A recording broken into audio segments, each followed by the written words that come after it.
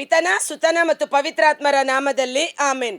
ನನ್ನ ಸಂತೋಷಕ್ಕೆ ಕಾರಣ ನೀನೇ యేసయ్య, ನೀನೇ యేసయ్య, ನನ್ನ ಆಧಾರ ನೀನೇ, ನನ್ನ ಸಮೃದ್ಧಿಗೆ ಕಾರಣ ನೀನೇ యేసయ్య, ನೀನೇ యేసయ్య, ನನ್ನ ಐಶ್ವರ್ಯ ನೀನೇ, ನಿನ್ನ ರಕ್ತ ಕೋಟೆಯಲ್ಲಿ ನನ್ನ ಮರೆ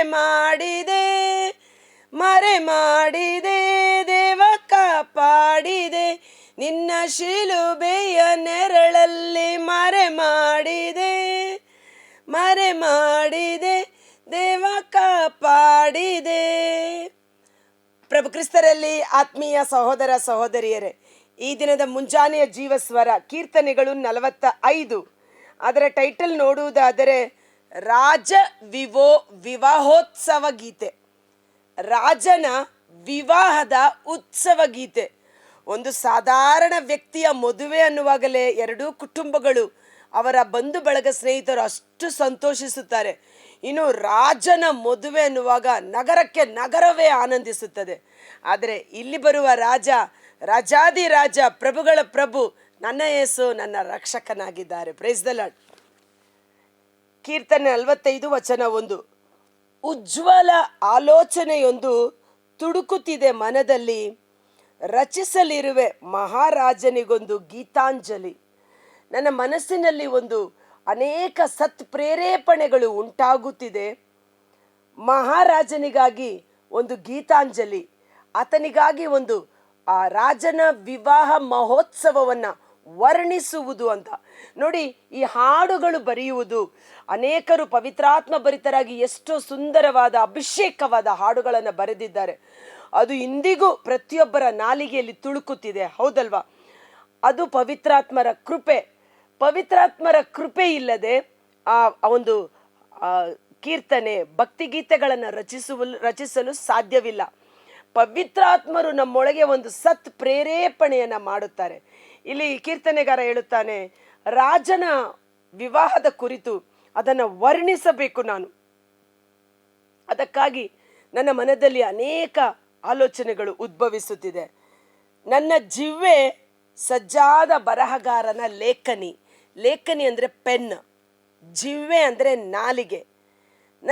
ಅದನ್ನು ಹಾಡ್ತೀವಲ್ವಾ, ನನ್ನ ನಾಲಿಗೆ ಬರಹಗಾರನ ಕೈಯಲ್ಲಿರುವ ಲೇಖನಿ, ಪೆನ್ ಇದ್ದ ಹಾಗೆ. ಈ ಪೆನ್ ಅಂದ ತಕ್ಷಣ ಜ್ಞಾಪಕ ಬರೋದು, ಕತ್ತಿಗಿಂತ ಹರಿತವಾದುದು ಪೆನ್ನು. ಏನೂ ಮಾತನಾಡದೆ ಒಂದು ಪೆನ್ನು ಕೊಟ್ಟರೆ ಅದರಲ್ಲಿ ಸುಂದರವಾದ ಗೀತೆಯನ್ನು ರಚಿಸಬಹುದು. ಅದೇ ಪೆನ್ನು ಅದ್ಭುತಕರವಾದ ಹಾಡುಗಳನ್ನು ಮಾತ್ರವಲ್ಲ, ಕಂಪ್ಲೇಂಟನ್ನು ಬರೆದು ಕೊಟ್ಟರೆ ಸಾಕು, ಒಬ್ಬ ವ್ಯಕ್ತಿಯ ಜೀವನವನ್ನು ಹಾಳು ಮಾಡಿಬಿಡಬಹುದು. ಕತ್ತಿಗಿಂತ ಹರಿತವಾದದ್ದು ಲೇಖನಿ, ಪೆನ್ ಆ್ಯಂಡ್ ಪೇಪರ್, ಹೌದಲ್ವಾ? ನಿಜ. ಇಲ್ಲಿ ದಾವಿದರ್ಸ ಹೇಳ್ತಾನೆ, ನನ್ನ ಜಿವ್ವೆ, ನನ್ನ ನಾಲಿಗೆ ಬರಹಗಾರನ ಕೈಯಲ್ಲಿರುವ ಲೇಖನಿಯಾಗೆ. ಇಲ್ಲಿ ಬರಹಗಾರ ಯಾರು? ಒಳಗಡೆ ಸತ್ಪ್ರೇರೇಪಣೆ ಮಾಡುವ ಪವಿತ್ರಾತ್ಮರು. ನಮ್ಮ ನಾಲಿಗೆ ಅವರ ಕೈಯಲ್ಲಿರುವ ಪೆನ್ ಹಾಗೆ ಮಾತನಾಡಲು ಪ್ರಾರಂಭ ಮಾಡುತ್ತದೆ. ಅರ್ಥ ಆಯ್ತಾ? ಬರಹಗಾರನ ಕೈಯಲ್ಲಿರುವ ಲೇಖನಿ ನನ್ನ ನಾಲಿಗೆ, ಜಿವ್ವೆ. ಆ ಬರಹಗಾರ ಪವಿತ್ರಾತ್ಮರ ಪ್ರೇರೇಪಣೆ, ಮಾತನಾಡುವ ಬರೆಯುವ ಪೆನ್ ನಮ್ಮ ನಾಲಿಗೆ ಆಗಿದೆ. ಸೊ ನಿಮ್ಮ ನಾಲಿಗೆಯನ್ನು ನೀವು ಒಳ್ಳೆಯದಕ್ಕಾಗಿ ಉಪಯೋಗ ಮಾಡ್ಬೋದು, ಕೆಟ್ಟದಕ್ಕಾಗಿ ಉಪಯೋಗ ಮಾಡ್ಬೋದು. ಆದರೆ ಪವಿತ್ರಾತ್ಮರ ಪ್ರೇರೇಪಣೆ, ಪ್ರೇರೇಪಣೆ, ಅದು ಅಭಿಷೇಕದಿಂದ ಹೊರಟು ಬರುವಂತಾಗಲಿ. Praise the Lord. ನರಮಾನವರಳು ನೀ ಸುರಸುಂದರ. ದರ್ಶನದಲ್ಲಿ ನೋಡುತ್ತಾ ಪ್ರಭು ಯೇಸುವಿನ ಕುರಿತು, ಆತ ಅತೀ ಸುಂದರ ಸೌಂದರ್ಯ ಪುರುಷ ಅನ್ನುವ ರೀತಿಯಲ್ಲಿ, ನರಮಾನವರಲ್ಲೆಲ್ಲ ನೀ ಅತೀ ಸುಂದರ, ನಿನ್ನ ಮುಖವಾಣಿ ಅತ್ಯಂತ ಮಧುರ, ನಿನ್ನ ವಾಣಿ, ನಿನ್ನ ಜೀವ ಸ್ವರ ಅತ್ಯಂತ ಮಧುರವಾದುದು. ಆ ಜೀವ ಸ್ವರ ಸಂತೈಸುವಂಥದ್ದು, ಸೌಖ್ಯ ನೀಡುವಂಥದ್ದು, ಬಲಪಡಿಸುವಂಥದ್ದು. ರಾಜ ಒಂದು ಮಾತು ನುಡಿದರೆ ಅದು ನೆರವೇರಿಯೇ ತೀರುತ್ತದೆ ಅಲ್ವಾ? ಅದಕ್ಕೆ ನಿನ್ನ ವಾಣಿ ಅತ್ಯಂತ ಮಧುರವಾದುದು. ದೇವಾನುಗ್ರಹ ನಿನಗಿದೆ ನಿರಂತರ. ದೇವರ ಅನುಗ್ರಹ, ಪ್ರಭು ಯೇಸು ಹೇಳಿದರು, ಇಗೋ ದೇವರಾತ್ಮ ನನ್ನ ಮೇಲಿದೆ, ದೇವರಾತ್ಮ ನನ್ನ ಮೇಲಿದೆ, ದೈವಾನುಗ್ರಹ ನಿರಂತರವಾಗಿ ಅವರ ಮೇಲಿದೆ. ಕಟ್ಟಿಕೋ ಶೂರನೇ ಪಟ್ಟ ಕತ್ತಿಯನ್ನು ಸೊಂಟಕ್ಕೆ, ಸಂಭ್ರಮ ಶೋಭೆ ಸಡಗರ ಸಲ್ಲತಕ್ಕವು ನಿನಗೆ. ಪಟ್ಟಗತ್ತಿ ಅಂದ್ರೇನು? ದೇವರ ವಾಕ್ಯ, ಇಬ್ಬಾಯಿಯ ಕತ್ತಿ ನಿನ್ನ ಕೈಯಲ್ಲಿರಲಿ. ಪವಿತ್ರಾತ್ಮರ ಕೊಡುಗೆಯಾದ ದೇವರ ವಾಕ್ಯ ಎಂಬ ಇಬ್ಬಾಯಿಯ ಕತ್ತಿ ನಿನ್ನ ಕೈಯಲ್ಲಿರಲಿ. ಸೊಂಟಕ್ಕೆ ಸಕಲ ವಿಧವಾದ ಶಸ್ತ್ರಾಸ್ತ್ರಗಳನ್ನು ಧರಿಸಿಕೋ. ಹೇಗೆ ಒಬ್ಬ ಮಧುವಣಿಗ ಸಕಲ ವಿಧವಾದ ವಸ್ತ್ರಾಭರಣಗಳಿಂದ ತನ್ನನ್ನು ಅಲಂಕರಿಸಿಕೊಳ್ಳುತ್ತಾನೋ ಹಾಗೆ ಹೊರಡು, ಒಡ್ಡೋಲಗದಿಂದ ಮಹಾರೂಢನಾಗಿ. ಆ ರಾಜನ ವಿವಾಹದ ಸಮಯದಲ್ಲಿ ಮೆರವಣಿಗೆಗೆ ಬರುವಾಗ ಓಲಗ ಸಕಲ ವಿಧವಾದ ತಾಳ ವಾದ್ಯ ಮೇಳಗಳಿಂದ ಆತನನ್ನು ಕೊಂಡಾಡುತ್ತಾ ಕರೆದುಕೊಂಡು ಹೋಗುತ್ತಾರೆ. ಸೊ ರಾಜಾದಿ ರಾಜನಾದ ಪ್ರಭು ಯೇಸುವನ್ನು ಸಹ ನಾವು ಸಕಲ ವಿಧವಾದ ಕಿನ್ನರಿಗಳನ್ನು, ವಾದ್ಯ ಮೇಳಗಳನ್ನು ಉಪಯೋಗಿಸುತ್ತಾ ದೇವರನ್ನು ಸ್ತುತಿಸಬೇಕು.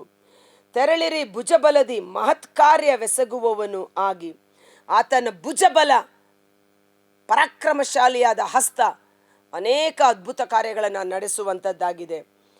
ನಿನ್ನ ಅಂಬು ಬಾಣಗಳು ಹರಿತವಾದವು, ರಾಜದ್ರೋಹಿಗಳನ್ನು ಅವು ಇರಿಯುವು. ಆತನ ಬಾಯಿಂದ ಹೊರಟು ಬರುವ ಇಬ್ಬಾಯಿಯ ಕತ್ತಿ ಶತ್ರುಗಳನ್ನು ಇರಿಯುವು, ನಾಶ ಮಾಡುವುದು ರಾಜದ್ರೋಹಿಗಳನ್ನು. ಜನಾಂಗಗಳು ನಿನ್ನ ಪಾದಕ್ಕೆ ಎರಗುವು. ಜನಾಂಗಗಳು, ಎಲ್ಲೆಡೆಯಲ್ಲಿರುವವರು ಜನಾಂಗಗಳು ನಿನ್ನ ಪಾದಕ್ಕೆ ಎರಗುವು. ರೋಮ 14:12 ನಾವು ನೋಡ್ತೇವೆ, ಸರ್ವ ಜನರು ಯೇಸುವಿನ ಮುಂದೆ ಮೊಣಕಾಲೂರುವರು. ದೇವರೇ ನನ್ನ ಪ್ರಭು ಎಂದು ಎಲ್ಲ ನಾಲಿಗೆ ಅರಿಕೆ ಮಾಡುವುದು. ಫಿಲಿಪ್ಪಿ 2:8-10 ಸಹ ಸ್ವರ್ಗಲೋಕ, ಭೂಲೋಕ, ಪಾತಾಳ ಲೋಕದಲ್ಲಿರುವ ಸಕಲ ನಿವಾಸಿಗಳು ಯೇಸುವಿನ ನಾಮದ ಮುಂದೆ ಮೊಣಕಾಲೂರಿ ಅಡ್ಡ ಬೀಳುವುವು. ಆತನು ರಾಜಾದಿ ರಾಜ, ಪ್ರಭುಗಳ ಪ್ರಭು, ಸೈನ್ಯಗಳ ಕರ್ತರಾಗಿದ್ದಾರೆ. ಆಮೆನ್. ಅಮರವಾದುದು ಹೇ ದೇವ ನಿನ್ನ ಸಿಂಹಾಸನ, ನ್ಯಾಯಸ್ಥಾಪಕವಾದುದು ನಿನ್ನ ರಾಜದಂಡ. ಯೇಸುವಿನ ರಾಜ್ಯಭಾರ ಶಾಶ್ವತವಾದುದು, ಯುಗ ಯುಗಾಂತರಕ್ಕೂ ತಲತಲಾಂತರಕ್ಕೂ ಚಿರಕಾಲಕ್ಕೂ ಜೀವಿಸುವ ದೇವರಾದ ಕಾರಣ ಆತನ ರಾಜ್ಯಭಾರಕ್ಕೆ ಅಂತ್ಯವಿಲ್ಲ. ಪ್ರೀತಿಸಿದೆ ನೀನು ಧರ್ಮವನ್ನು, ದ್ವೇಷಿಸಿದೆ ಅಧರ್ಮವನ್ನು. ಆನಂದ ತೈಲದಿಂದ ಅಭಿಷೇಕಿಸಿಯನು ನಿನ್ನ ದೇವನು, ಮಿತ್ರರಿಗಿಂತ ಮಿಗಿಲಾಗಿ ಅಭಿಷೇಕಿಸಿಯನು ಆತನು ನಿನ್ನನ್ನು. Price the lord. ಇವತ್ತು ಅಧರ್ಮವನ್ನು, ಅಸತ್ಯವನ್ನು ಬಿಟ್ಟು ಅಧರ್ಮವನ್ನು ದ್ವೇಷಿಸಿ ಧರ್ಮವನ್ನು ಪ್ರೀತಿಸುವುದು ಅಂದರೇನು? ಎಲ್ಲಕ್ಕಿಂತ ಮಿಗಿಲಾಗಿ ನೀವು ನಿನ್ನ ಪೂರ್ಣ ಶಕ್ತಿ, ಪೂರ್ಣ ಬಲ, ಪೂರ್ಣ ಪ್ರಾಣ, ಪೂರ್ಣ ಹೃದಯ, ಪೂರ್ಣ ಮನಸ್ಸಿನಿಂದ ಸರ್ವೇಶ್ವರನನ್ನು ಪ್ರೀತಿಸಿ. ಸರ್ವೇಶ್ವರನನ್ನು ಪ್ರೀತಿಸುವುದು ಅಂದರೇನು? ಆತನ ವಾಕ್ಯಕ್ಕೆ ವಿಧೇಯರಾಗಿ ಜೀವಿಸುವುದು, ದೇವರ ಚಿತ್ತದಂತೆ ನಡೆಯುವುದೇ ಆಗಿದೆ. ಪ್ರಭು ಯೇಸು ಧರ್ಮವನ್ನು ಪ್ರೀತಿಸಿದರು. ಅಂದ್ರೇನು? ಇಗೋ ದೇವ, ನಾ ಬಂದೆ ನಿನ್ನ ಚಿತ್ತವನ್ನು ನೆರವೇರಿಸಲೆಂದೆ ಎಂದು ಯೇಸು ದೇವರ ಚಿತ್ತವನ್ನು ಪರಿಪೂರ್ಣ ಮಾಡಿದ ಕಾರಣ ಸರ್ವಶಕ್ತನಾದ ದೇವರು ಅವರ ಶತ್ರುಗಳಿಗಿಂತ ಮಿಗಿಲಾಗಿ ಅವರನ್ನು ಉನ್ನತ ಸ್ಥಾನಕ್ಕೇರಿಸಿದರು. ಉನ್ನತ ಸ್ಥಾನ ಚೆನ್ನಾಗಿದೆ ಅದು. ಫಿಲಿಪ್ಪ 2:2 ನಾವು ನೋಡ್ತೀವಲ್ವಾ, ಉತ್ತಮೋತ್ತಮ ಹೆಸರನ್ನು ಆತನಿಗೆ ನೀಡಲಾಯಿತು. ವಿಧೇಯನಾದ, ಶಿಲುಬೆಯ ಮರಣ ಪರ್ಯಂತ ದೇವರ ಚಿತ್ತಕ್ಕೆ ವಿಧೇಯನಾದ ಆತ ದೇವರನ್ನು ಪ್ರೀತಿಸಿ ದೇವರ ವಾಕ್ಯ, ದೇವರ ಚಿತ್ತವನ್ನು ಪರಿಪೂರ್ಣ ಮಾಡಿದ ಕಾರಣ ಉನ್ನತೋನ್ನತ ಸ್ಥಾನಕ್ಕೆ ಆತನನ್ನು ಏರಿಸಿದರು. ಆನಂದ ತೈಲದಿಂದ ಆತನನ್ನು ಅಭಿಷೇಕಿಸಿದರು. ಘಮಘಮಿಸುತ್ತಿದೆ ನಿನ್ನ ಉಡಿಗೆ, ರಸಗಂಧ ಅಗರು ಚಂದನಗಳಿಂದ ಮನರಂಜನೆಗೊಳ್ಳುತ್ತಿರುವೆ ದಂತ ಮಂದಿರದ ಉನ್ನತ ವಾದ್ಯಗಳಿಂದ. ಆತನಿಂದ ಹೊರಟು ಬರುವ ಸುವಾಸನೆ ಪ್ರಭು ಯೇಸುವಿನಿಂದ. ಯಾಕಂದರೆ ಪ್ರಭು ಯೇಸು ಕಲ್ವಾರಿ ಶಿಲುಬೆ ಮೇಲೆ ತನ್ನನ್ನೇ ಬಲಿಯಾಗಿ ಅರ್ಪಿಸಿದ ಕಾರಣ ಎಫೆಸ 5:1 ಮತ್ತು 2 ನಾವು ನೋಡ್ತೇವೆ. ಪ್ರಭು ಯೇಸು ತನ್ನನ್ನೇ ಸುಗಂಧ ಕಾಣಿಕೆಯಾಗಿ, ಯಜ್ಞ ಬಲಿಯಾಗಿ ಪ್ರೀತಿಯಿಂದ ದೇವರಿಗೆ ಸಮರ್ಪಿಸಿದರು. ಆ ಕಾಣಿಕೆ ಸುಗಂಧ ವಾಸನೆ, ಘಮಘಮಿಸುವ ವಾಸನೆ ದೇವರ ಸನ್ನಿಧಾನಕ್ಕೆ ಏರಿ ಹೋಯಿತು. ಆ ಕಾಣಿಕೆ ದೇವರಿಗೆ ಮೆಚ್ಚುಗೆಯಾಯಿತು. ಆದ ಕಾರಣ ಎಲ್ಲ ಜಾತಿ ಜನರು ಯೇಸು ಕ್ರಿಸ್ತರ ಮುಖಾಂತರ ದೇವರ ರಾಜ್ಯಕ್ಕೆ ಬಾಧ್ಯಸ್ಥರಾಗುವ ಅಭಿಷೇಕವನ್ನು ಪಡೆದುಕೊಂಡರು. ಜನರು ನಿನ್ನನ್ನು ಸಕಲ ವಾದ್ಯ ತಂತಿಗಳಿಂದ ನಿನ್ನನ್ನು ಮಹಿಮೆ ಪಡಿಸುವರು. ಇಬ್ರಿಯ ಪ್ರಕಟಣಾ ಗ್ರಂಥ 5ನೇ ಅಧ್ಯಾಯ ವಚನ 7 ಮತ್ತು 9ರಲ್ಲಿ ನಾವು ನೋಡ್ತೇವೆ, ನೀನು ನಿನ್ನ ರಕ್ತದಿಂದ ಕೊಂಡುಕೊಂಡಿರುವೆ, ಸಕಲ ಜಾತಿ ಭಾಷೆ ಕುಲ ಗೋತ್ರಗಳಿಂದ ಲಭಿಸುತ್ತದೆ ನಮಗೆ ಜೀವೋದ್ಧಾರ ರಕ್ಷಕನಾದ ಯೇಸು ಕ್ರಿಸ್ತರಿಂದ, ಯಜ್ಞದ ಕುರಿಮರಿಯಿಂದ ಎಂದು ಆತನನ್ನು ಎಡೆಬಿಡದೆ ಅವರು ಹೊಗಳಿ ಕೊಂಡಾಡುವರು. ಈ ರಾಜಾದಿ ರಾಜನ ವಿವಾಹ, ಈ ವಿವಾಹಕ್ಕೆ ಬಾಧ್ಯಸ್ಥರಾಗಬೇಕಾದರೆ ನಾವು ಸಹ ಸಿದ್ಧರಾಗಬೇಕು. Praise the Lord, hallelujah. ಮಧುವಣಿಗನಾದ ಪ್ರಭು ಯೇಸು ಇಳಿದು ಬರುವಾಗ ಮಧುವಣಗಿತ್ತಿ ಸಿದ್ಧಳಾಗಿರಬೇಕು. ಮತ್ತಾಯನು ಬರೆದ ಶುಭ ಸಂದೇಶ 22ನೇ ಅಧ್ಯಾಯ ವಚನ 1ರಿಂದ 14ರಲ್ಲಿ ಒಂದು ಘಟನೆಯನ್ನು ನಾವು ನೋಡುತ್ತೇವೆ. ಅಲ್ಲಿ ಯೇಸು ಸ್ವಾಮಿ ಹೇಳಿದಂಥ ಸಾಮತಿ ಇದು. ರಾಜನೊಬ್ಬ ತನ್ನ ಮಗನ ವಿವಾಹ ಮಹೋತ್ಸವಕ್ಕೆ ಅನೇಕರಿಗೆ ಆಮಂತ್ರಣ ಕಳುಹಿಸಿದ್ದ, ಅನೇಕರಿಗೆ ಆಮಂತ್ರಣ ಇನ್ವಿಟೇಷನ್ ಕಾರ್ಡ್ ಕೊಟ್ಟಿದ್ದ. ಮದುವೆಯ ಸಮಯ ಬಂದಾಗ ಸೈನಿಕರನ್ನು ಕಳಿಸುತ್ತಾನೆ, ಹೋಗಿ ಅವರೆಲ್ಲರೂ ಮದುವೆಗೆ ಬಂದು ವಿವಾಹ ಮಹೋತ್ಸವದ ಔತಣ ಕೂಟವನ್ನು ಭುಜಿಸಲಿ ಎಂಬುದಾಗಿ.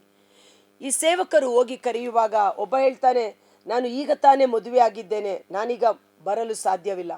ಮತ್ತೊಬ್ಬ, ನಾನು ಈಗ ತಾನೇ ಜಮೀನು ತೆಗೆದುಕೊಂಡಿದ್ದೇನೆ, ಉಳುಮೆ ಮಾಡಬೇಕು, ಕೆಲಸ ಮಾಡಬೇಕು, ನಾನು ಬರಲು ಸಾಧ್ಯವಿಲ್ಲ. ಹೀಗೆ ಒಬ್ಬ, ನಾನು ವ್ಯಾಪಾರಕ್ಕಾಗಿ ಹೊರದೇಶಕ್ಕೆ ಹೊರಡುತ್ತಿದ್ದೇನೆ, ನಾನು ಬರಲು ಸಾಧ್ಯವಿಲ್ಲ. ಕರೆಯಲ್ಪಟ್ಟವರು ಎಲ್ಲರೂ ಬರುವುದಿಲ್ಲ ಎಂದು ಹೇಳುವಾಗ ರಾಜ ಹೇಳುತ್ತಾನೆ, ವಿವಾಹ ಸಿದ್ಧವಾಗಿದೆ, ಅಡುಗೆ ಸಿದ್ಧವಾಗಿದೆ, ಕರೆಯಲ್ಪಟ್ಟವರು ಅಯೋಗ್ಯರಾಗಿದ್ದಾರೆ. ಆದ ಕಾರಣ ನೀವು ಹೋಗಿ ಪೂರ್ವ ಪಶ್ಚಿಮ ಉತ್ತರ ದಕ್ಷಿಣ ದಿಕ್ಕುಗಳಲ್ಲಿ ನಿಂತು ಹೋಗುವ ಬರುವ ಎಲ್ಲರನ್ನ ಕರೆಯಿರಿ.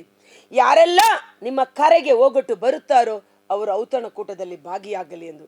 ಸೈನಿಕರು ಹೋಗಿ ಕರೆಯುವಾಗ ಹಾದಿ ಬೀದಿಯಲ್ಲಿ ಹೋಗುತ್ತಿದ್ದವರು, ಇದೆಂಥ ಅವಕಾಶ, ಮದುವೆ ಊಟಕ್ಕೆ ನಮ್ಮನ್ನು ಕರೀತಾ ಇದ್ದಾರಲ್ಲ ಅಂತ ಎಲ್ಲ ಓಡಿ ಸಿದ್ಧರಾಗಿ ಬರ್ತಾರೆ. ರಾಜ ಬಂದು ನೋಡ್ತಾನೆ ತನ್ನ ಮಗನ ವಿವಾಹ ಮಹೋತ್ಸವದಲ್ಲಿ. ಆಗ ಅನೇಕರು ಬಂದು ಊಟ ಮಾಡಿ ತುಂಬಿ ತುಳುಕುತ್ತಿದೆ ಹಾಲ್. ಒಬ್ಬ ವ್ಯಕ್ತಿ ಮದುವೆಗೆ ತಕ್ಕ ವಸ್ತ್ರ ಧರಿಸದೆ ಬಂದಿರುತ್ತಾನೆ.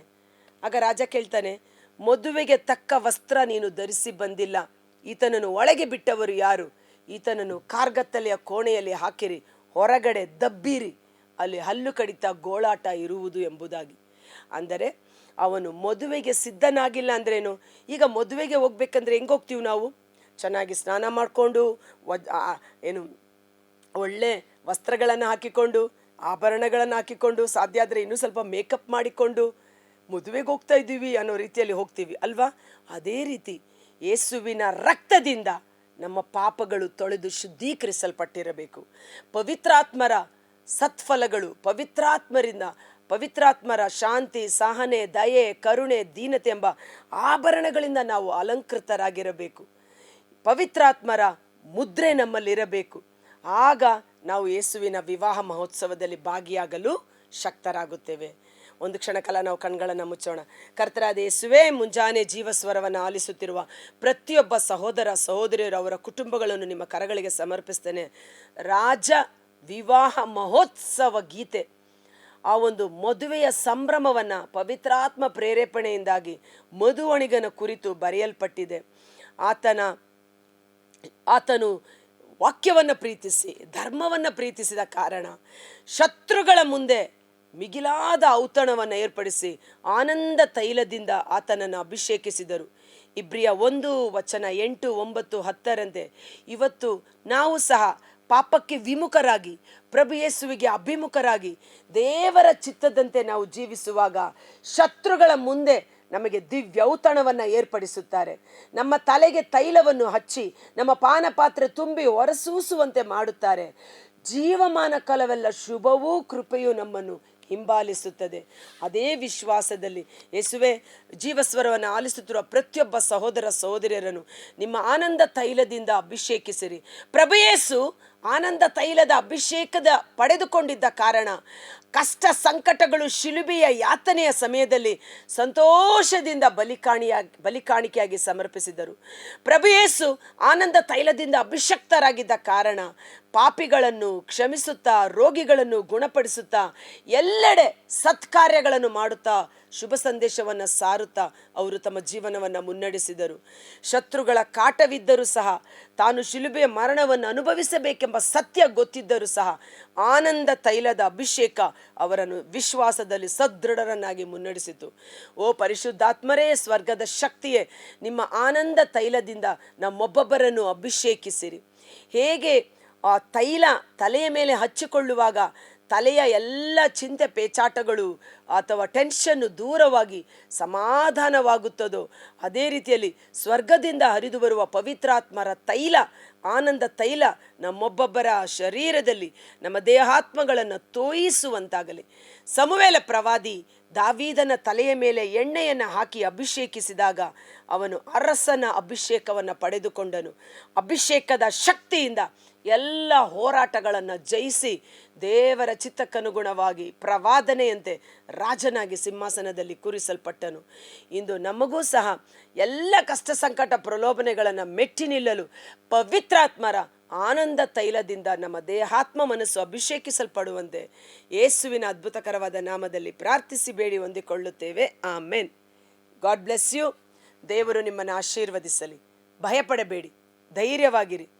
ಪಾಪಕ್ಕೆ ವಿಮುಖರಾಗಿ ದೇವರಿಗೆ ಅಭಿಮುಖರಾಗಿ ಶತ್ರುಗಳ ಮುಂದೆ ನಮಗೆ ದೊಡ್ಡ ಔತಣವನ್ನು ಏರ್ಪಡಿಸುವ ದೇವರು ಆನಂದ ತೈಲದಿಂದ ನಮ್ಮನ್ನು ಅಭಿಷೇಕಿಸಿ ಶುಭವೂ ಕೃಪೆಯು ಜೀವಮಾನ ಕಾಲವೆಲ್ಲ, ಒಂದು ದಿನ 2 ದಿನ ಅಲ್ಲ, ನೀನು ಬದುಕಿರುವ ದಿನವೆಲ್ಲ ನಿನ್ನ ಜೀವನದಲ್ಲಿ ಶುಭವೂ ಕೃಪೆಯು ನಿನಗೆ ಅನುಗ್ರಹಿಸಲ್ಪಡುವುದು. ಧೈರ್ಯದಿಂದಿರಿ. Thank you.